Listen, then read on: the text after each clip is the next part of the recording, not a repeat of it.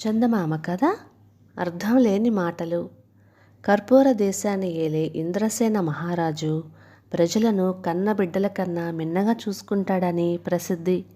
అయితే ఆయనలో ఒక గొప్ప లోపం కూడా ఉన్నది. ఆయనకు అమితమైన రాజ్యకాంక్ష ఉండేది. తరచుగా యుద్ధాలు చేసేవాడు. యుద్ధాలలో ఆయన అపజయం అన్నది ఎరుగడు.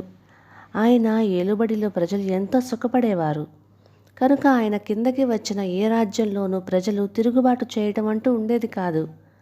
ఇంద్రసేనుడి పద్ధతి ఆయన మంత్రి అయిన సుదర్శనుడికి నచ్చేది కాదు.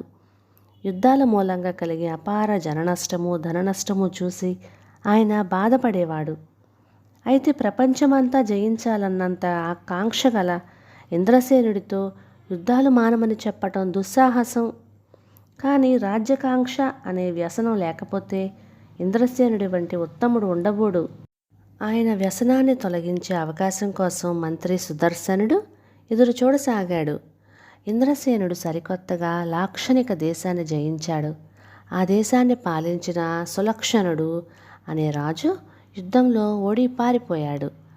తన దేశానికి పొరుగున ఉన్న సౌగంధిక దేశపు రాజు భీమసేనుణ్ణి శరణుజొచ్చాడు. సౌగంధిక దేశం విశాలమైనది, సుభిక్షమైనది, అపారమైన సైనిక బలం కలది. అయితే ఆ దేశాన్ని ఏలే భీమసేనుడు శాంతి కామకుడు. ఏ దేశం మీద ఆయన యుద్ధానికి వెళ్ళడు. ఏ రాజు అతనిపై యుద్ధానికి రావడానికి సాహసం చేయలేదు. భీమసేనుడిని జయించాలన్నది ఇంద్రసేనుడి జీవితాశయాలలో ఒకటి.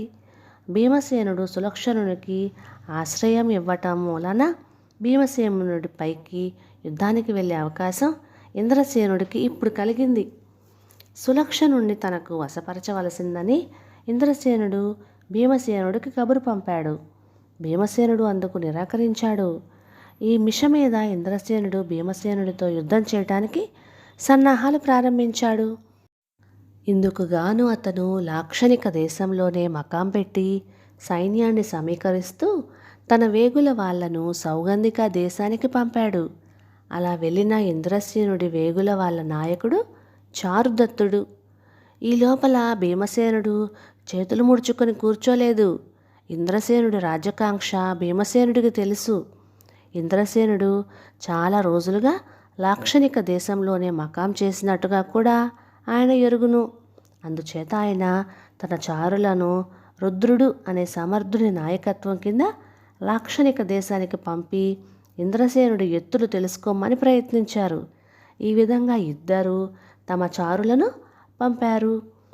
రుద్రుడు వేగు విద్యలో ఆరితేరినవాడు. అతను లాక్షణిక దేశానికి బయలుదేరే ముందు సులక్షణుణ్ణి కలుసుకొని లాక్షణిక దేశంలో ఆయనకున్న మిత్రులెవరో వివరంగా తెలుసుకున్నాడు. వారి నుండి సహాయం పొందాలని. కానీ అందువల్ల లాభం లేకపోయింది. దానికి కారణం ఉన్నది. ఇంద్రసేనుడి చేతిలో ఓడిపోయిన ఈ సులక్షణుడు పరిపాలనలో సమర్థత ఏమీ లేనివాడు. లాక్షణిక దేశం తన ఏలుబడిలోకి రాగానే ఇంద్రసేనుడు పరిపాలనలో అనేక సంస్కరణలు తెచ్చి ప్రజాభిమానానికి పాత్రుడయ్యాడు. సులక్షుడికి మిత్రులుగా ఉన్న వారందరూ ఇప్పుడు ఇంద్రసేనుడి మిత్రులైపోయి అతడికి సహాయపడుతున్నారు. ఈ కారణం చేత భీమసేనుడి ప్రధాన చారుడైన రుద్రుడు సులువుగా ఇంద్రసేనుడికి దొరికిపోయాడు. బందీ అయిన రుద్రుడి ద్వారా ఇంద్రసేనుడు అతని మంత్రి సౌగంధిక దేశ రహస్యాలను రాబట్టడానికి ఎంతో ప్రయత్నించారు. కానీ రుద్రుడు తాను లాక్షణిక దేశం వాడినని, తనకు సౌగంధిక దేశం గురించి ఏమీ తెలియదని అన్నాడు. ఇంద్రసేనుడికి కోపం వచ్చి తన మంత్రితో ఈ రాజద్రోహిని ఉరితీయించండి అన్నాడు. ఆ మాటకు రుద్రుడు చిన్నగా నవ్వి, మీరు నన్ను రాజద్రోహి అంటున్నారు, కానీ నన్ను ఏ ఇంట్లోనైతే పట్టుకున్నారో ఆ ఇంట్లోనే ఇంకా 3 రాజద్రోహులున్నారు. తమరు ఆ సంగతి విచారించండి అన్నాడు. అనవసర ప్రసంగం కట్టిపెట్టి అసలు సంగతి చెప్పు అన్నాడు ఇంద్రసేనుడు. రుద్రుడు నవ్వి, ఆ ఇంట్లో ఒక ముసలాయన ఉన్నాడు. ఆయన కాలంలో ఈ దేశాన్ని సూర్యవంశపు రాజులు పాలించేవారు. అప్పుడు యుద్ధం జరిగి ఈ దేశం చంద్రవంశపు రాజుల ఏలుబడి కిందకి వచ్చింది. ముసలాయన చంద్రవంశపు రాజులను ప్రభువులుగా ఆమోదించాడు. ఆ విధంగా ఆయన రాజద్రోహి అయ్యాడు. తరువాత చంద్రవంశపు రాజును సులక్షుడి తండ్రి జయించాడు. ముసలాయన కొడుకు సులక్షుడి తండ్రిని సేవించి తను రాజద్రోహం చేశాడు. ముసలాయన మనవడి కాలంలో మీరు సులక్షణుణ్ణి తరిమేసి ఏలిక అయ్యారు. అతగాడు నన్ను సులక్షణుణ్ణి మిత్రునన్న అనుమానంతో మీకు అప్పగించాడు. అతగాడు కూడా రాజద్రోహే కదా అన్నాడు. ఈ మాటలు విని ఇంద్రసేనుడి మనస్సు అదోలాగా అయిపోయింది. ఆయన ఒక్క నిమిషం ఆలోచించి, వాళ్ళ సంగతి ఏమైనా నువ్వు నిస్సందేహంగా రాజద్రోహివే అన్నాడు. పట్టుబడే క్షణం క్రితం వరకు కూడా నేను రాజభక్తున్నే. రాజభక్తుడికి రాజద్రోహికి మధ్య ఒక్క క్షణం తేడా అన్నాడు రుద్రుడు. మూర్ఖుడా, నువ్వు మళ్ళీ రాజభక్తుడివి కావాలంటే కాలచక్రం వెనక్కు తిరగాలి అంటూ ఇంద్రసేనుడు బయటకు వచ్చేశాడు.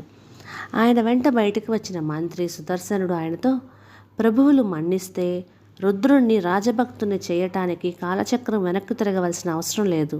మరొక మార్గం ఉంది. ముందు ఈ లేఖ చూడండి అంటూ రాజుకి ఒక లేఖ అందించాడు. ఆ లేఖ చూసి చంద్రసేనుడు కలవరపడ్డాడు. తన చారులలో ఉత్తముడైన చారుదత్తుడు భీమసేనుడికి దొరికిపోయాడు. ఎలాంటి హాని కలిగించకుండా రుద్రుణ్ణి వదిలిపెట్టేటట్టయితే చారుదత్తుణ్ణి వదులుతానని భీమసేనుడు ఆ లేఖ ద్వారా ఇంద్రసేనుడికి తెలియచేశాడు. కర్తవ్యం ఏమిటి అని ఇంద్రసేనుడు తన మంత్రిని అడిగాడు. రుద్రుణ్ణి వదిలేయటమే అన్నాడు సుదర్శనుడు. అతన్ని రాజభక్తుడిగా మార్చడానికి ఏదో మార్గం ఉందన్నా అని ఇంద్రసేనుడు జ్ఞాపకం చేశాడు. మన సరిహద్దు దాటగానే రుద్రుడు ఆ దేశపు రాజభక్తుడైపోతాడు. రాజభక్తుడికి రాజద్రోహికి సరిహద్దు గీతే కదా అడ్డం అన్నాడు సుదర్శనుడు. అంతేనంటావా? అయితే నేను చేసే యుద్ధాలు అన్నాడు ఇంద్రసేనుడు. నిష్ప్రయోజనం ప్రభు. ప్రజలకు ఏలుబడి ముఖ్యం కానీ ఏలిక కాదు. రాజభక్తుడు రాజద్రోహి అన్న మాటలాగానే మన దేశము పరదేశము అన్న పదాలు కూడా అర్థం లేనివి. యుద్ధం చేసి మీరు సౌగంధిక దేశాన్ని మీది చేసుకోవాలి అనుకుంటున్నారు. అందువల్ల రక్తపాతము, అమాయకులు బలి కావటము తప్ప ఏమీ జరగదు. మీ కోరిక తీర్చుకునే మార్గం మరొకటి ఉన్నది. భీమసేనుడి మైత్రి అన్నాడు మంత్రి సుదర్శనుడు. ఇంద్రసేనుడికి తన మంత్రి మాటలలో గురి కుదిరింది. ఆయన రుద్రుణ్ణి వదిలిపెట్టి భీమసేనుడితో స్నేహసంధి చేసుకున్నాడు. చారుదత్తుడు నిజంగా పట్టుబడలేదని తెలిసింది. కానీ ఆ అసత్య వార్త తన మంత్రే కల్పించాడనేది ఇంద్రసేనుడు ఎరుగడు. ఈ విధంగా మంత్రి ఇరు రాజ్యాల మధ్య మైత్రి నెలకొల్పాడు. కథ సమాప్తం. ఇక ఈ కథ మీకు నచ్చినట్లయితే ఇలాంటి మరెన్నో తెలుగు చిట్టిపొట్టి కథల కోసం please like, share and subscribe to my channel. Thank you.